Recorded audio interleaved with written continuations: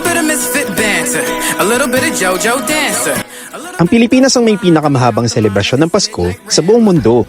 As early as August, marami nang dumadayo dito sa Pampanga para bumili ng Christmas decors.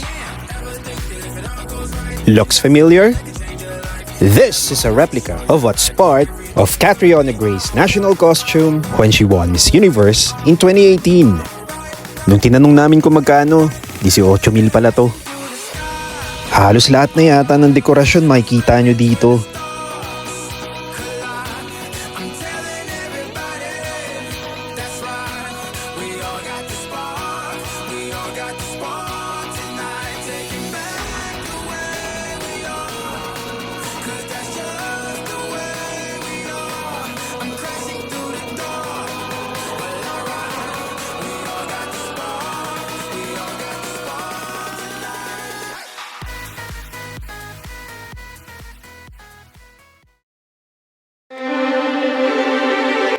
Siyempre marami sa atin gusto ng bagong damit. At hanggat maaari, lahat tayo gusto ng magandang bargain. Kaya sinubukan namin pumunta dito sa Tianggian sa Taytay.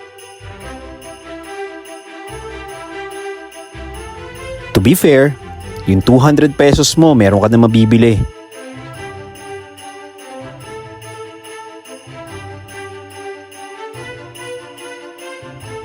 Pero kung trip nyo yung mga branded na original, punta lang kayo dito sa Santa Rosa, Laguna. Pero wala kaming nabili. Namamahalan pa rin kami kahit sale. Hehe.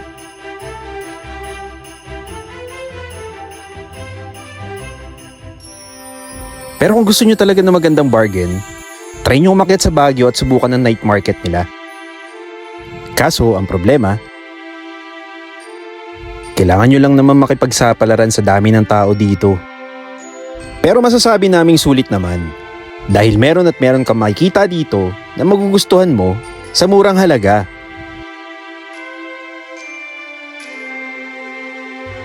Marami talagang ganap pag holidays. Naimbitahan kami ng McDonald's na dumalo sa kanilang Share a Light event.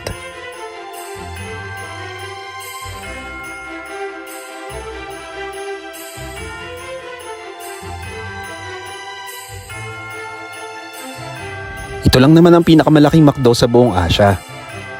Itinayo ito nung pandemic, noong panahong maraming nangangailangan ng trabaho.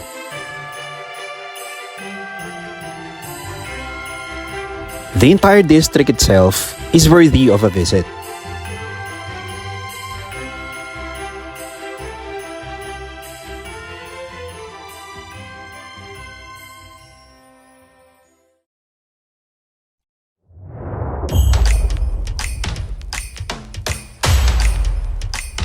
Usong-uso din talaga ang mga school events during holidays. Pumunta kami sa UST upang saksihan ang opening ng Christmas lights.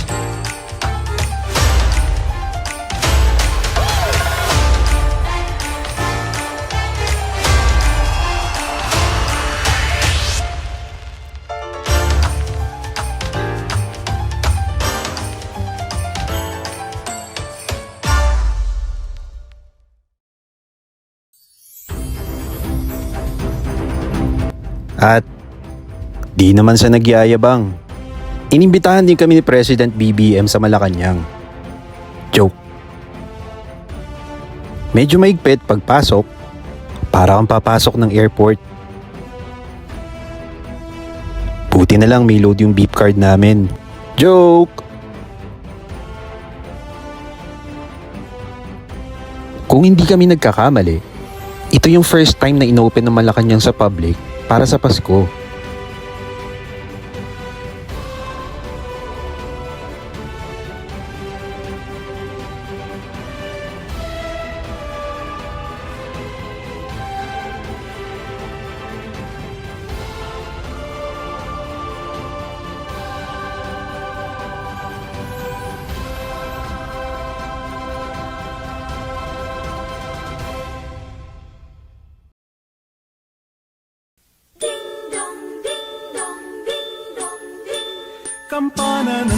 Nakapanood na ba kayo ng Giant Lantern Festival sa Pampanga? Nakakaliw dito, promise.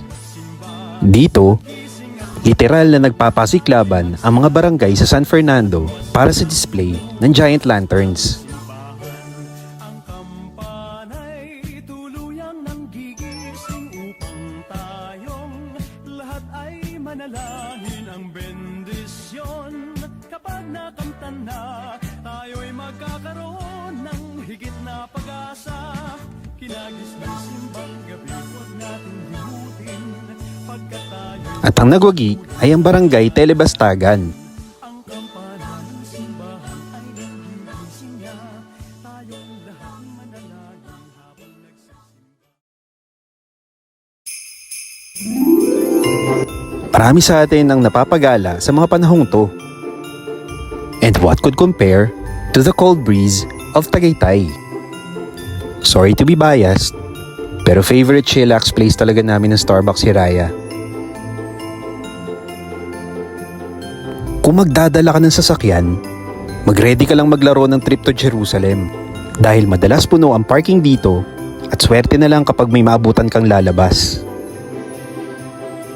Mapagabi man o umaga, siguro naman alam niyo na yung reason kung bakit paborito namin dito.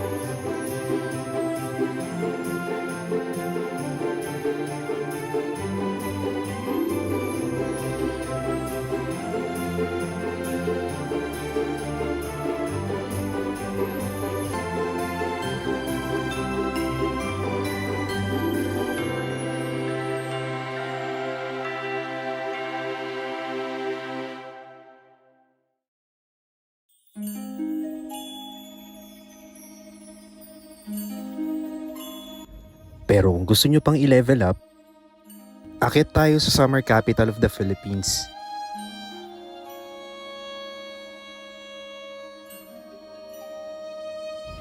Scenic road trips, foggy mountains, below Philippine average temperatures.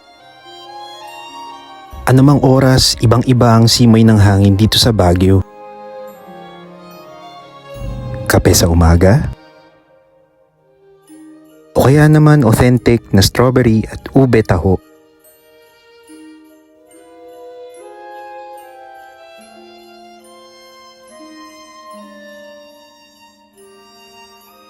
Ganito ang view sa accommodation na tinuluyan namin.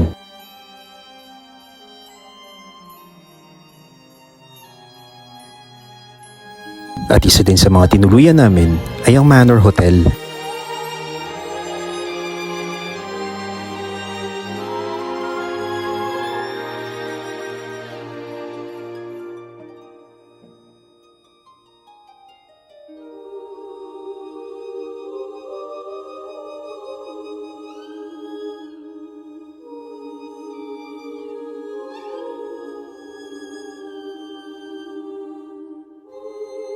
Nakakaliw din yung Christmas light show nila sa gabi.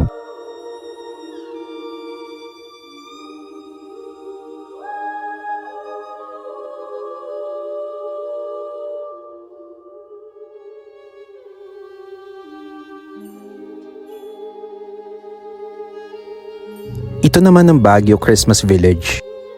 Patok na patok siya sa buong pamilya tuwing panahon ng Pasko.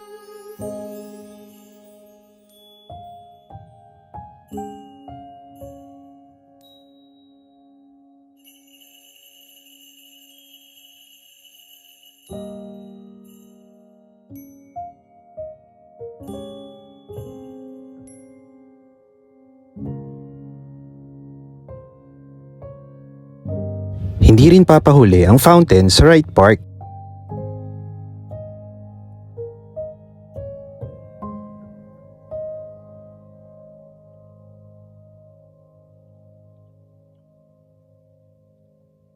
At sa tapat lang nito ang tinatawag na The Mansion.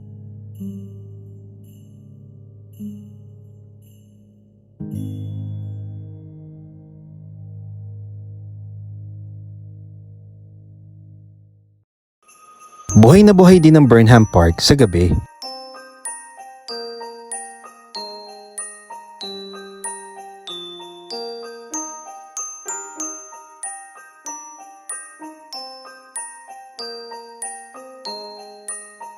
At sa tuktok ng Session Road, makikita naman natin itong giant Christmas tree. At para sa mga Katoliko, kaunting lakad lang malapit na dito ang Baguio Cathedral. Kumikinang din ang Session Road at hindi nakaka-stress kahit napakaraming tao.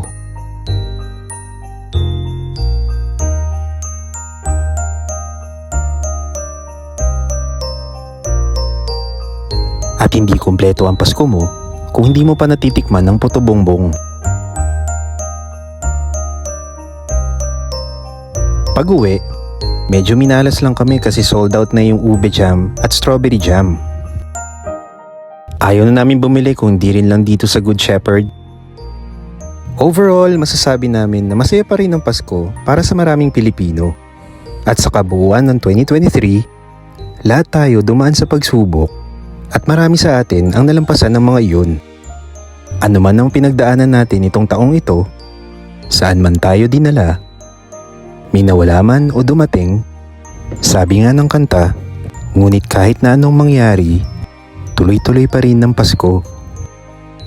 And if I may amend, ngunit kahit na anong mangyari, tuloy-tuloy pa rin ang buhay. Kaya set na yan! Merry Christmas and a prosperous New Year!